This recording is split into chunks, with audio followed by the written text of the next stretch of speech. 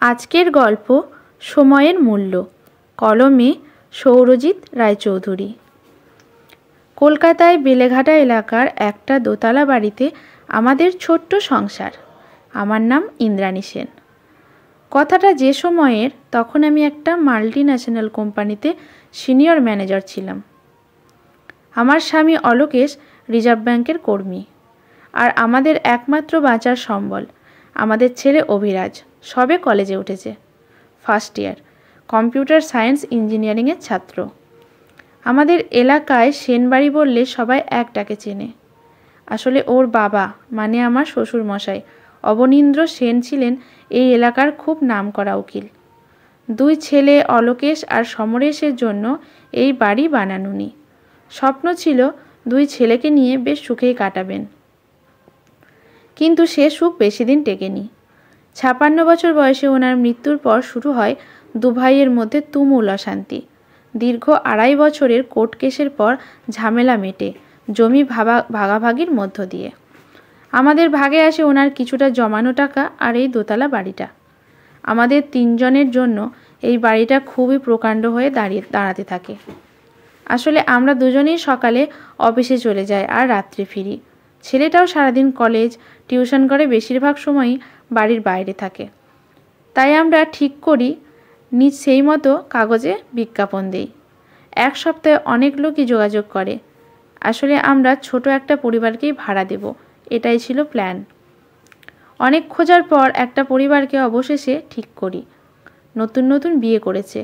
সত্যকী রায় মুম্বাইতে একটা ব্যবসা করে, আর আরশি রায় একজন চিত্রশিল্পী। ওর অনেক ছবি নাকি পুরস্কার পেয়েছে। শিল্পী মহলে বেশ সুনাম আছে ওর। আসলে ওর জন্যই এখানে ঘর ভাড়া নিতে হয়েছে। ওরা বলেই দিয়েছিল মুম্বাইতে অত বড় ব্যবসা সামলে সত্যকে হয়তো মাঝে মধ্যে আসতে পারবে না। বেশিরভাগ সময়টা এখানে একাই থাকবে আরশি। 5,000 টাকা অগ্রিম দিয়ে 2012 এপ্রিল মাসের 1 তারিখে ওরা প্রবেশ করে। মিশুকে স্বভাবের মেয়ে আরশি। আসলে সদ্য বিয়ে হওয়ায় গৃহবধূর ছাপগুলো এখনও পরিষ্কারভাবে ফুটে ওঠেনি ওর মধ্যে। অনেকটা যেন সদ্য যুবতী কন্যা আর নতুন বউয়ের ঠিক মাঝামাঝির একটা মেলবন্ধন বলা যেতে পারে।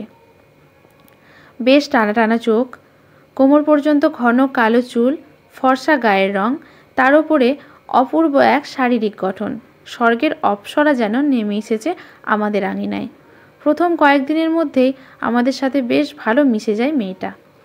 আসলে আমাদের সাথে তো প্রায় দেখা হতোই না। আসলে আমার ছেলেও টুকটাক ছবি আঁকতো আগে, এখন পড়াশোনার চাপে সব বন্ধ। হয়তো আমার ছেলের অভির সাথে বেশ বন্ধুত্ব হয়ে ওঠে ওর, সেই জন্যই সব ভালোই চলতে থাকে। কিন্তু আচমকা ওই মাসের 28 তারিখের শনিবারই আরশি আমায় ডেকে যা জানায়, তাতে আমার মাথায় যেন আকাশ ভেঙে পড়ে। ও জানায় এই মাসের 30 তারিখেই ও ঘর ছেড়ে দেবে। অগ্রিমে যে টাকাটা ওরা দিয়েছিল সেটাও ফেরত চায় না। আমি তখন সবে অফিস থেকে ফিরে হাত মুখ ধুয়ে ওর ঘরে আসি। ঘড়িতে তখন 6:30। সেদিনের সমস্ত কথা শেষ করে যখন উঠি তখন ঘড়িতে 9:50 বাজে। আমার সারা শরীর তখন যেন শীতল বরফের মতো লাগছিল। পা দুটো যেন মেঝেতে কেউ পেরেক দিয়ে আটকে রেখেছে এমন মনে হচ্ছিল। অনেক ভেবে নিজেকে সামলে সোজা গেলাম আমাদের বাথরুমে। বালতি ভর্তি ঠান্ডা জল গায়ে দিয়ে নিজেকে শান্ত করার ব্যর্থ চেষ্টা করে যাচ্ছিলাম। সেদিন তারপর যে কি হয়েছিল সেসব আর ঠিক মনেও নেই। সেদিন আমার আর আরশির সাথে যে কি কথা হয়েছিল তা আমি কাউকে আজ পর্যন্ত বলার সাহস পাইনি। আজ অনেক সাহস সঞ্চয় করে লিখতে বসেছি সেই রাতের কথা। সেদিন দুপুরে আরশি আমায় ফোন করে জানায় সে যে এই মাসেই ঘর খালি করে দিতে চায়। আমি তখন ওকে কারণ জিজ্ঞাসা করায় ও আমায় সন্ধেবেলায় আসতে অনুরোধ করে। ওর ঘরে পৌঁছে আমি পুনরায় জিজ্ঞেস করায় ও একে একে বলতে শুরু করে। একটাই শর্তে, আমাকে আগে ওর পুরো কথাটা শুনতে হবে। আরশি বলে এই বাড়িতে আসার কয়েকদিনের মধ্যেই আমার সাথে অভির একটা বেশ সুন্দর বন্ধুত্ব সৃষ্টি হয়। সবার চোখে এটা সাধারণ মনে হলেও আমার কেমন একটা খটকা লাগে। আসলে ওই যে বলে না, দূরে কোনো ছেলে যদি কোনো মেয়ের দিকে তাকিয়ে থাকে তাহলে একটা মেয়ে সেটা বুঝতে পারে। আর আমার মনে হয় আমাকে দেখতে খুব একটা খারাপও নয়। দুপুরে কলেজ ছুটির পরেই অভি আসতে থাকে আমার ঘরে ছবি আঁকার জন্য, কিন্তু ওর চোখের দৃষ্টি প্রায়ই আটকে যেত আমার শরীরের দিকে। বুকের ভাঁজ থেকে শুরু করে পেটের নাভি সব কিছুই যেন ওর চোখের তুলে দিয়ে রাঙিয়ে তুলতে চাইতো। আমি রেগে গিয়ে বলে উঠি, এসব কি যা তা বলছো তুমি? ওইটুকু একটা বাচ্চা ছেলে। আরসি আমায় থামিয়ে বলে, দিদি রাগ করবেন না, আমি কিন্তু আপনাকে বলেছিলাম আগে আমার সব কথা শেষ করতে দিতে হবে, তারপর আপনি সিদ্ধান্ত নেবেন। আমি কোনো মতে রাগ সংবরণ করে জানাই, আচ্ছা বলো। আরসি আবার শুরু করে, আপনাদের মনে আছে একটি সপ্তাহ আপনারা দুজনেই অফিসের কাজে বাইরে ছিলেন? আপনার নিশ্চয়ই মনে থাকবে সেদিন দুপুরে অভির আমার ঘরে খাওয়ার কথা ছিল।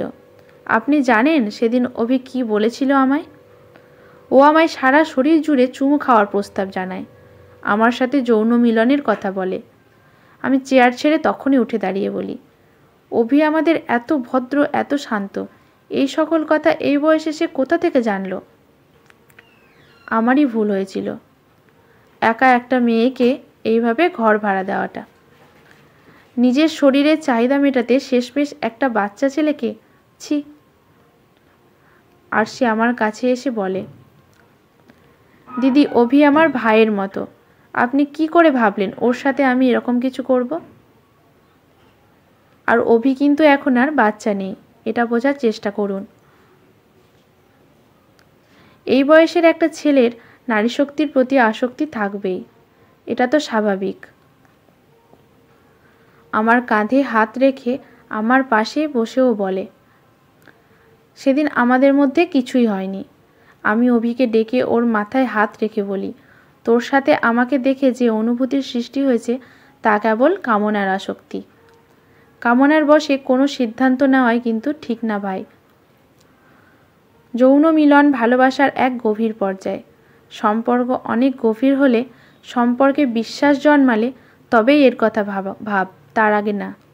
শরীরের স্পর্শ ছাড়াই দুটি আত্মা যখন মিলেমিশে একাকার হয়ে যাবে, যখন তোর প্রিয় মানুষটির মধ্যে নিজেকে খুঁজে পাবি আর তোর মধ্যে সেই নিজেকে খুঁজে পাবে, তখনই জানবি একমাত্র সেই ক্ষণেই তোরা চিরন্তন মেলবন্ধনের সঙ্গী হয়ে উঠবি। তখন কাঁদতে কাঁদতে মেঝেতে লুটিয়ে পড়ে অভি, বলে, আরশি দিদি আমায় ক্ষমা করে দাও।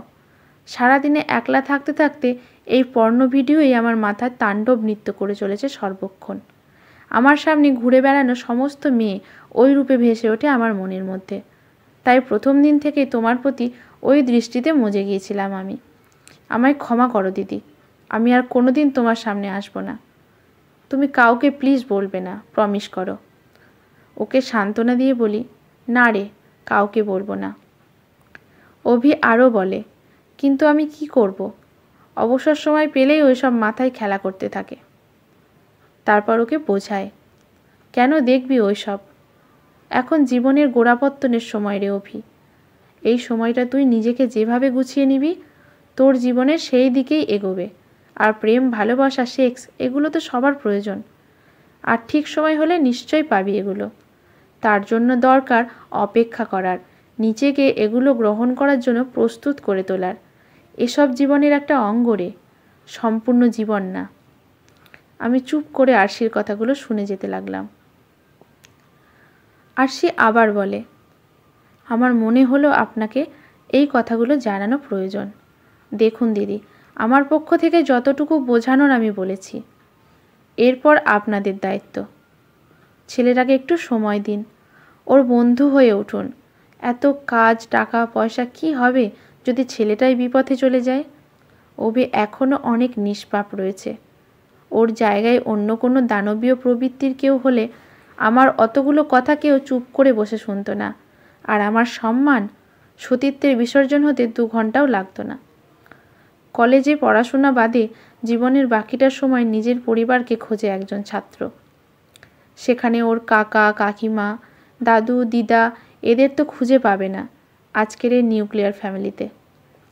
তাই শেষ সম্বল বাবা মাকেও যদি সে না পায়, তাহলে জীবনে মুক্তির স্বাদ খুঁজতে কিন্তু সে নেশার ধোঁয়ায় আর নারীর শরীরে ঝাঁপ দিতে বাধ্য হবে। অভি। পরদিন আরশি চলে গেছিল। অলোকেশ কারণ জানতে চায়নি। অভি সেদিনের ঘটনা নিয়ে কোনো কথাও বলেনি। আমিও ওকে জিজ্ঞেস করিনি। সেদিনের পর থেকে নিচের ঘরে আর ভাড়া দিইনি আমরা। ওখানে আমি একটা ছোট টিউশন সেন্টার খুলেছি। আমি ওখানেই পড়াই, আর বাকি সময়টা রাখা থাকে অভিকের জন্য। সেদিনের ওই শিক্ষাটা যতটা সম্ভব কাজে লাগাতে চেয়েছি আমি। কলেজ টপার হয়েছে আমার ছেলে, সাথে হায়দ্রাবাদের নামি কোম্পানিতে চাকরি।